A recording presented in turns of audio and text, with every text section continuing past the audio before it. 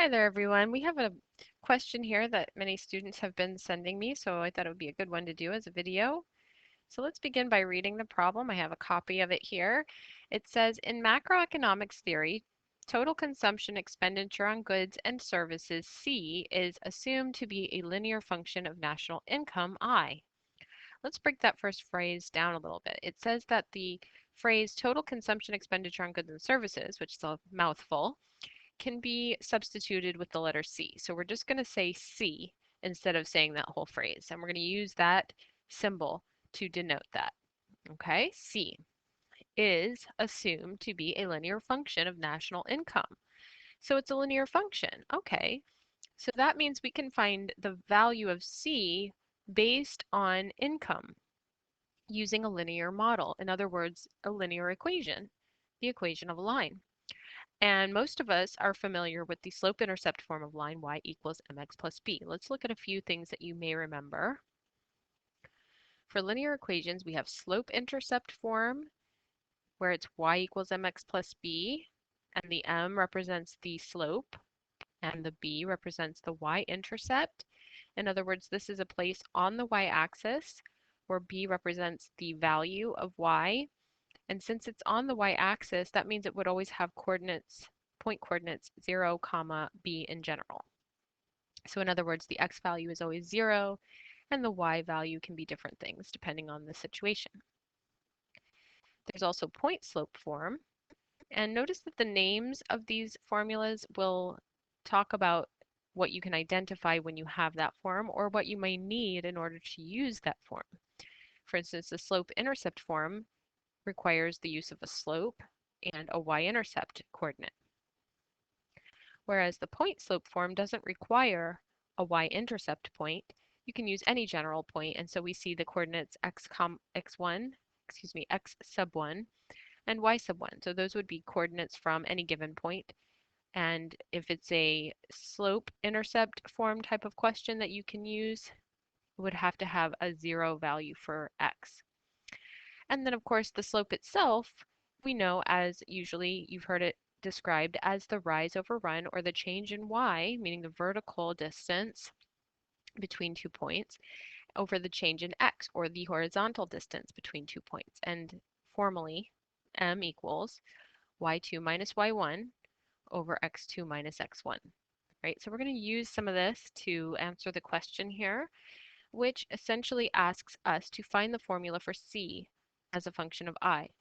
In other words, C will replace our y values and I will replace the x values. Because if C is a function of I, that means we input values of I, which is the national income.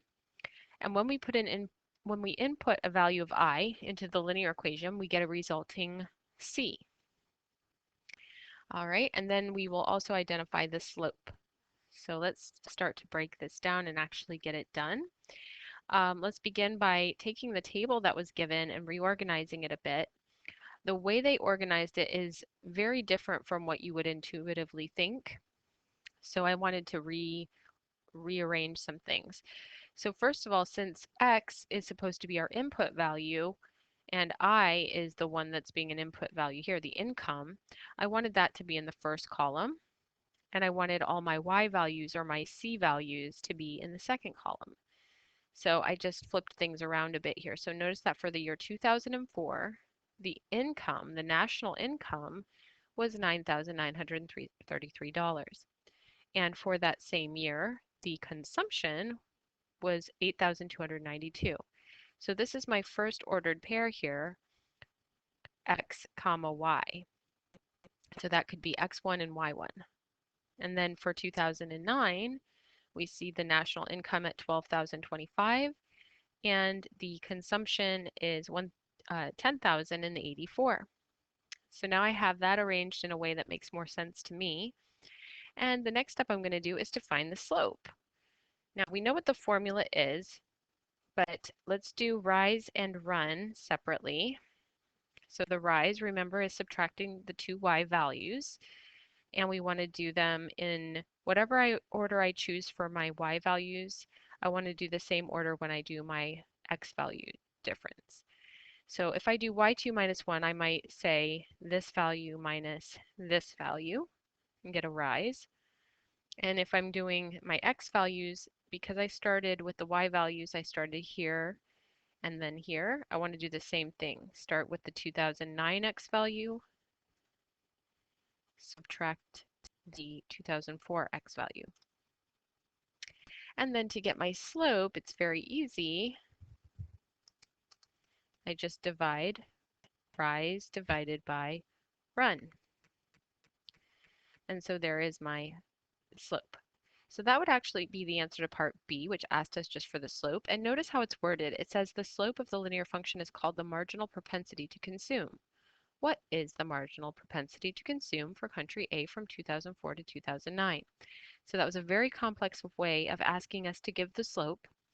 But I wanted to focus in on, for a moment on the word marginal, because the slope is also called the marginal change. And that means it's the amount of change that happens when you input an x value, how much change happens in the y value. So that explains why we use the letter m to represent slope. So our answer for part B, and following the rounding rules to 4 decimal places as needed, that would be, let's go ahead and round it. And you can do this by hand, of course.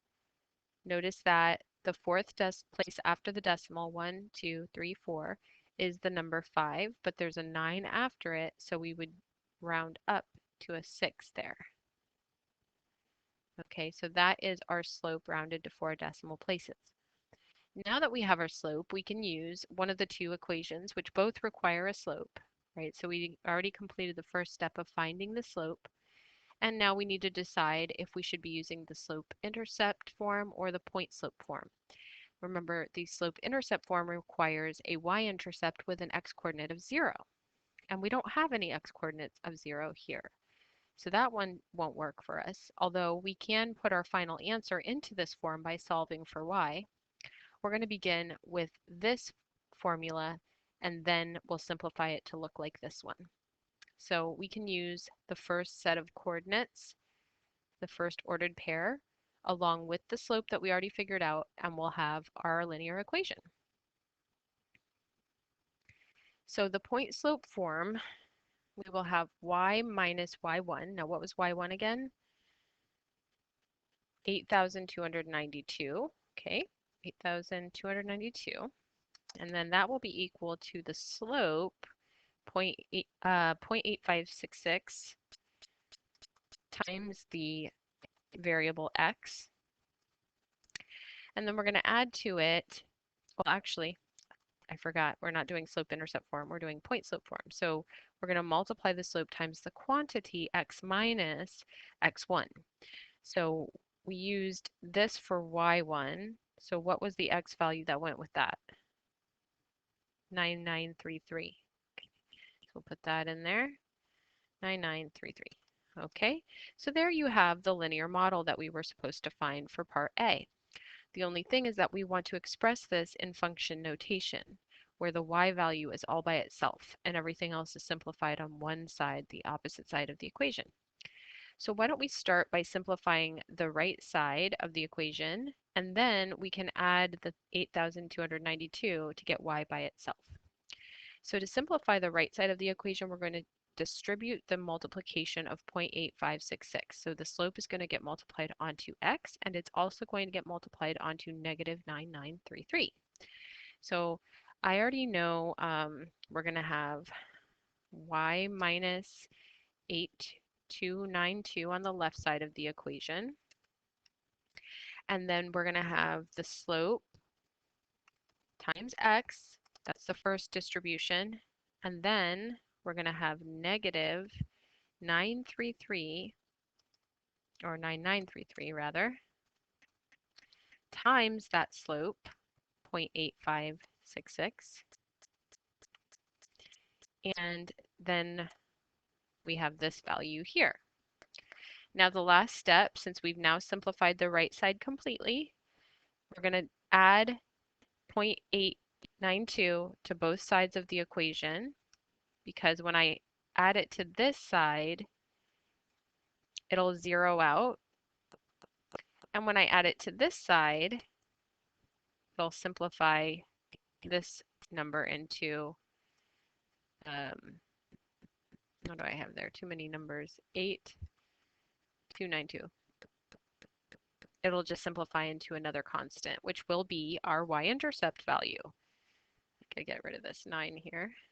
Okay, so there we are, adding this value to both sides of the equation so that everything stays balanced.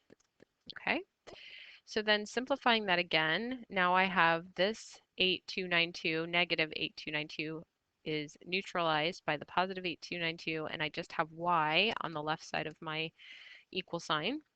I still have this part of it, has not changed.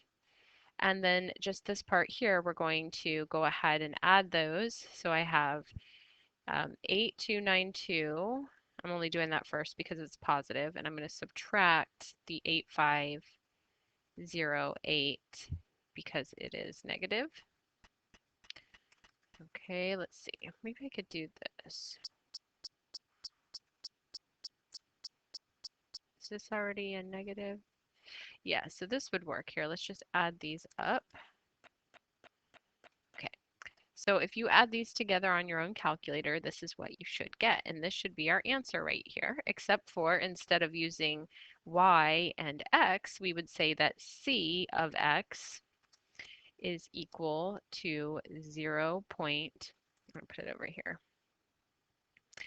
0.8566x minus 216.6078. Okay, so that should be my answer. But also instead of using y, we're using c. Instead of only doing that, we're also replacing the x with the income. Remember, that was supposed to be capital letter I. All right, so this is what our equation should be. Let's see if we have all of our, yes, so 0.8566 times I and 216, negative 216.6078. So that looks good. And then of course the slope just on its own there is 0.8566, and we are all done.